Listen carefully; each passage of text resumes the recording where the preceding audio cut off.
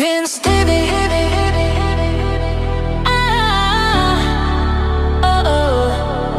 Vince TV.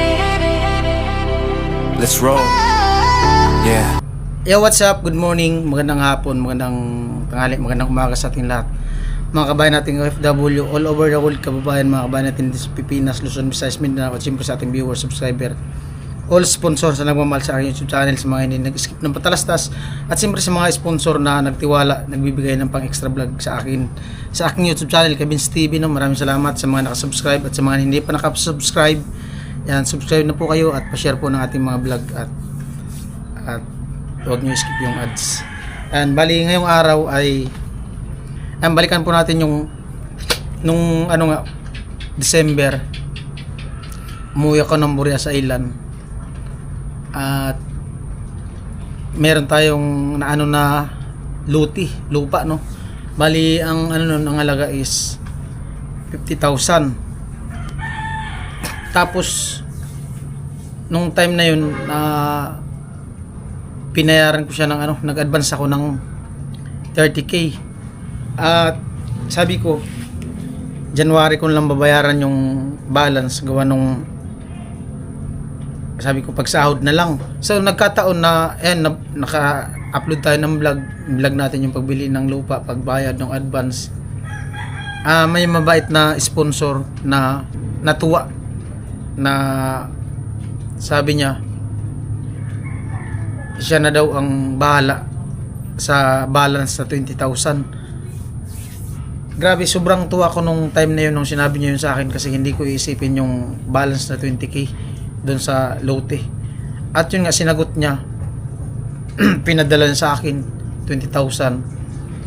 Tapos nung time na pumunta dito si Pops, binigay ko kay Pops yung 20k. Sabi ko siya na lang magbayad doon sa tsahin ko at siya na mag-asikaso ng papel. Tapos sabi ko sa kanya kung may pipirmahan, sa kanila lang ako pupunta ng Burias para pirmahan yung yung sa papel na inasikaso sa lupa. At okay naman kay Pops. So ayun, nag-message kanina si Pops, ay kagabi nag-message sa akin na daw, nabigyan niya na yung lupa, 20,000 na balance, at binigay niya na doon sa tsahin ko, at yung resibo nandun kay mama. Tapos mag-ano na lang ng panibagong deed of seal transfer, no, kasi binili lang yun ng tsahin ko, may deed of seal, tapos gagawa ng panibagong deed of seal na nakapangalan na sa akin at kukuha ng 2 witness. At syempre maraming salamat kay Kuya Tatay sa binigay niya na opportunity na ma-full pay natin yung lote. Ayan, nagbigay siya ng 20,000. Bali wala na akong isipin sa lote. Yung papel na lang na pinapaasaso ko kay Pops, kay Utol, yung aantay namin. At nakakatuwa kasi may mga sponsor na andang tumulong sa atin. Dahil yan sa sa inyo, mga viewers. Kasi mahirap talagang mahirap mag-vlog nang wala kang budget. Kaya talaga nung time na yun na nag-advance ako ng para dun sa lote, kaya naman talaga sana i-cash yung sa 50,000. Kaya ko naman sana talaga i-cash, kaso hindi ko lang talaga kinash, gawa nung yung kailangan ko din ng budget na hawak na pera, na kung for emergency meron akong marudukot, tapos kung meron akong gusto na gawin na vlog, meron akong magagawang vlog. Kasi mahirap talaga mag-vlog, sa totoo lang mahirap talaga mag-vlog pag wala kang budget, lalo kung meron kang pupuntahan, meron kang gustong i-vlog na yung biglaan ng mga vlog, meron kang kahit paano, meron kang madukot madukot na pera sa bulsa. Kung wala kasing budget, mahirap parang maghalo-halo na yung gulo sa utak mo, na pag mahina ang views tapos wala ka pang budget sa pagbablog, yun parang mawawalan ka ng gana. Pero nangyari na din sa akin yan nung time na mahirap talaga, walang budget. tapos gusto mong mag-vlog doon ganito ganyan, pero hindi ako sumuko, lumaban pa rin ako para makagawa ng vlog na darating din naman yung time na makaswerte, di ba? Maka-viral ng mga vlog. Iba talaga yung may viral ka na vlog kasi maganda-ganda talaga ang bigay yun. So maraming salamat ulit sa mga nakasuporta. Yan, huwag po kayong magsawang magsuporta sa aking YouTube channel, mga hindi nag-skip ng ads.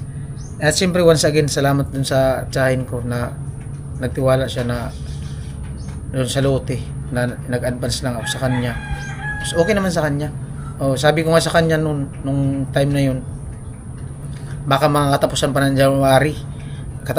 January, mabibigyan ko yung 20k. So sa awa ng Diyos, napansin ni tatay, na may balance tayo, binigyan tayo at siya na yung nagkas ng kulang na 20,000. No? Napaka-bait ni tatay. Napaka-suporta niya sa aking channel. And once again, maraming salamat sa mga viewers, subscriber, and wag po sayang na kayong magsawa na magsuporta sa aking mga vlog, no? And para swertein tayo ngayong taon, ngayong 2026. Kung swertein man ako ngayong taon sa pagbo-vlog, gusto ko lahat kasama, pati yung mga nakapaligid sa akin. Yun lang naman yung yung iling ko ngayon 2026, no? Para hindi lang sarili natin yung matulungan natin, pati yung mga nakapaligid sa atin matulungan din natin. Ganoon naman talaga tayo lahat, di ba? Yung gusto nating mangyari sa buhay na magaan kasi sa pakiramdam yung makatulong ka. Alright, baka saan pa dumating yung natin pintuan. Maraming salamat at salamat sa nakarating sa dulo ng video na to at sa nakaporta sa mga hindi nag-skip ng patalastas. Ayan, i-upload ko itong vlog na to, extra vlog. Salamat once again, salamat kuya tatay, love you, the best. At siyempre sa mga sponsor, kuya Jose, kila kuya Igay, kuya Jaime, kuya Papi, kuya Born, kuya Ruel, ano pa, kuya Ruben, kuya Albert, and sino pa, Mrs. Anonymous, and ano pa, Ate Janet, kuya Cesar, yan, sino pa, sila Ate Marita, kuya Cesar, sino pa, si Miss NYC, ayan, shoutout po kay Miss NYC. Sino pa,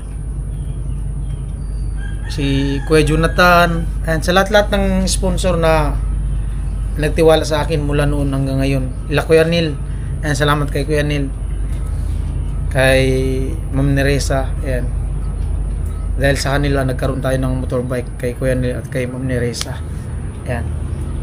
At ano pa, kay Ma'am Jenna Lee, ayan, sa lahat-lahat nang nakasuporta mula noon nung nag-umpisa ako mag-vlog hanggang ngayon, ayan, kailan na Maring LB. Ayan, maraming salamat, bye bye.